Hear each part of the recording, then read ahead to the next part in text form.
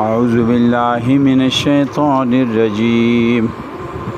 بسم الله الرحمن الرحيم فلعلك تارك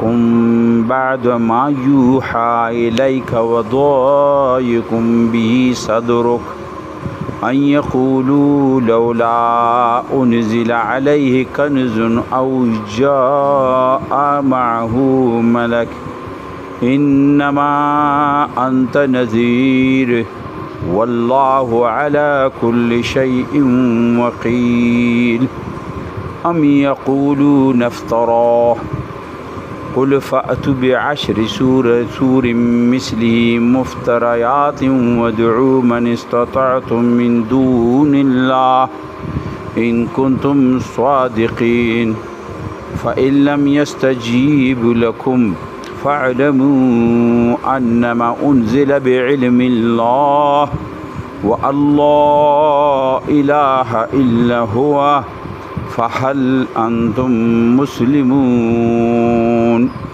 صدق الله العلی العظیم. انتہائی قابل احترام دوستانوں، سورہ ہود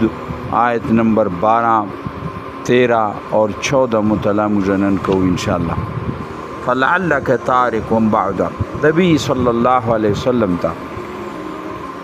اللہ تعالیٰ مخاطب دے فرمائی فلعلک تارک بعد ما یوحى الیک. اے نبی صلی اللہ علیہ وسلم چې ته داسې نه وشي چې ته پرېږدې بعض هغه شیونه چې کوم زه تا طرف ته وحي کوم. وضایقم به صدرک، او د تا زړه چې د هغه رتنګ شي. ان یقول لولا انزل علیه کنز او جاء معه ملک، چې دی دا یایي چې د سړي سره خزانه ویلې نه ده، د باندې نازله شي، د سره خزانه ویلې نشته، او یا ورسره فرشته ویلې نشته. فلعلک تارکم بعد ما یوحى الیک، یعنی نبی محترم صلی الله علیه وسلم چې کله دعوت ورکولو نو بعضې شیونو باندې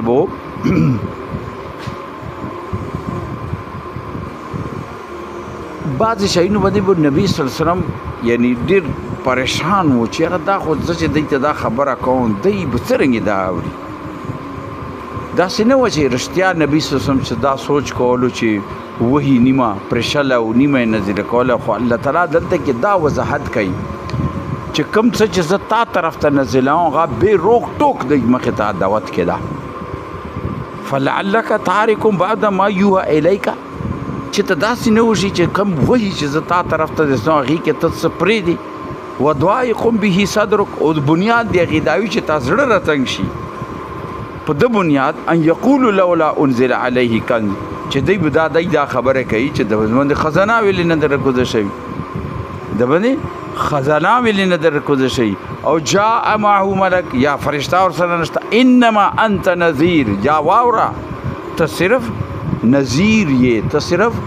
خبري ورکونې والا یې، ته صرف پیشکونې والا یې، ته صرف هغوی ته دعوت رسونې والا یې، خبرداری کونې والا یې. والله على كل شيء وکیل، و هر چیز حوالدار چې دا هغه څوک ده الله ده، ته نه یې. اچھا دې آیات سمجھ دې پر زه یو مثال پیش کوم. او دغه صورتحال نن هم ده، نن معاشرې ته چې موږ نظیر واچوو ته د معاشرې کې وګوره سیم دغه صورتحال ده. اوس څرنګې ده کفار مکه د مکې متولي وو، کفار مکه موږ ورته ویل حالانکې هغه دغسې کفار نه و چې الله نه انکار یې و، هغوی د الله وحدانیت نه او د آخرت نه ورسره د دې زندګۍ نه چې دلته موږ ازاد یو چې څه کوو، د الله طرف نه د نظام هیڅ ضرورت نشته، دین هغه انکاري وو. دا خبره وه. اوس لږ غوندې چې تصور وکړې کفار مکه یو ټولې د عربو یو مرکز و او د ټولې دنیا یو مرکز و. دنیا کې څومره مذاهب چې دا به ټولو ته هغې څه نه څه شکل باندې خو منله مکه، هغه بنیاد باندې دیتا یو مشرونه ملاوه د مکی وجنه دیته و مشرونه ملاوه او د هغې وجنه دی سره د دولت ریل پیل و هر نمونه خوشحالي وه بیا هغه دولت ریل پیل و هغې خوشحالۍ بنیاد باندې دیته او د مکې په موجودګۍ ته دیته مذهبي اقتدار هم ملاو دی مذهب بنیاد باندې هم یو اقتدار و لکه د پیر خني وي د حضرت خني وي که نه او د دوی خپله یوه دایره وي خلک د ده مریدان وي خلک د ده خبره اوري اوس انسان خو ډېر کمزوری ده دلته هم دا غلطۍ کېږي لہذا هغه خپل دایره خپل اقتدار نه داسې خبره نه مني چې هغه ته هغه خطره پیدا شي خو هغه څرنګه وي اوس دلته کې ځنه عوام چې د هغه جهالت ته په هغو کې هغې د جهالت په بنیاد هغو پسې دي خو اکثریت خو داسې و چې هغه پوه و هغې ته خپل یو اقتدار هغه جوړ کړی و او د دولت ریل پیل و هغې سره مذهبي پوزیشن و د هغې په ټولو عربو کې بالخصوص په عربو کې او دنیا کې هم روم شام دوی له کتبو چې تلو حالانکې هغه دومره نه و لیکن هغې باوجود به دوی ته د دې غم میلوې دا چې بهی دا د مکې خلک دي او دو ته خو هغه ورکو لیار ورکو دا د الله والا خلک دي الله والا به ورته یې که نه الله والا و هغه ټیم خو الله والا و لکه نن داسې وي لہذا په دغه بنیاد باندې ښه یو عروج ده او په دغه عروج کې یو بنده وي چې تیزي و هغه ورته دا یایي چې پهله خبره خو داسې ده چې تاسو چې د کومه دنیا جوړه کړې د دې دنیا بنیاد چې دا ډېر کچا ده دویمه چې کوم مذهبي بنیاد تاسو جوړ کړی ده دغه مذهبي بنیاد چې دا سراسر ګمراهي ده دا سراسر ګمراهي ده او تاسو چې د کوم خدایان جوړ کړي دي بتانو او د هغو په بنیاد باندې بو مطلب ده چې دوی خپل مذهبي او اقتدار جوړ کړی دا ټول ډکوسله ده دا دوکا ده دا فریب ده اوس پهله جګړه خو دغه ځای کې شروع شه چې څوک د ده اقتدار نه او د دغه دولت نه او د دغه مذهبي کرسۍ نه چې څوک په ناست و هغو ته خطره پیدا شه وایي چې دا خو موږ ټول بنیاد خرابوي موږ خو باب داده نه دا طریقه ده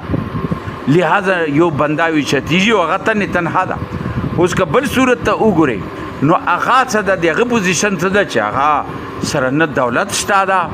نه ورسره څه فوج هټو بټو ده هټو کچو آګې پیچې ولا خلک وي هغه ورسره نشته دي او تنها ولاړ ده نو ظاهره خبره ده چې کومه جاهله عوام ده هغه خو ګوري هغه چې بړه د سره څه شی دي د سره خو هېڅ هم نشته او دا وګوره دا دومره ریل پیل ده د دیګونه پخېږي دا ریل پیل د دولت ته د فلان کې د ګاډي دي د وغیره دا دنیا نه ما درته عرض وکړو چې د دنیا کې چې ته نظیر وکړې د دوکا فریب عوام چې کله هم خوري دغو خلکو نه خوري او بیا بوګت هم دی کوي مخه ورته دی وي نن طریقه پورې اوس هم لہذا هغه جاهل عوام چې ګوري خو یې چې به د سره څه شی دي اچھا بل طرف ته هغه شی هغه هم کې شی ده هغه چې کوم اقتدار ولدي هغه ورته تا سره دي څه شی ته خو ستا سره خو هېڅ هم نشته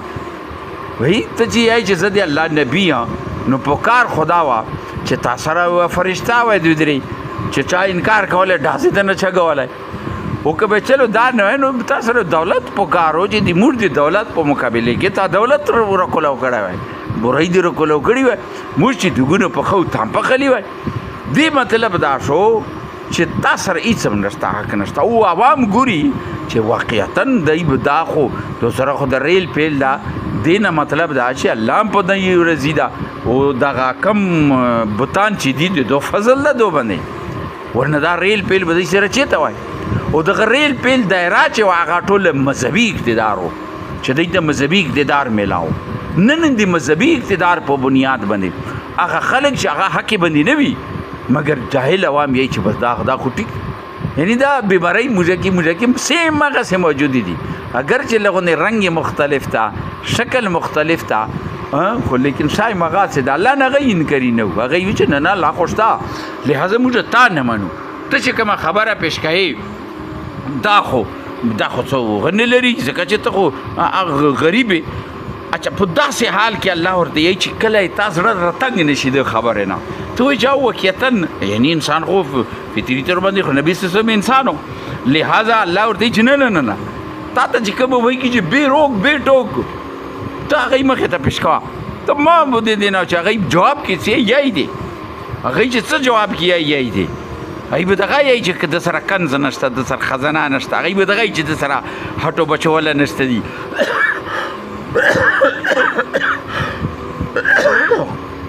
هیڅ ضرورت نشته دو خبر ته دې دې مکه انما انت نذیر ته صرف رسونې والا یې بس بکی کارونه چې دي والله علی کل شی وکیل کتنې والا الله ده اوس ورته چې ام یقولون افترا اچھا دی جواب کې څه دی دا خبره یې واقعي چې دا قرآن چې دا خو تا جوړ کړی ده دا تا تصنیف کړی ده اچھا دی دا خبره کوي قل نو به ته ورته دا وایه فأتو بعشر سوره مثلی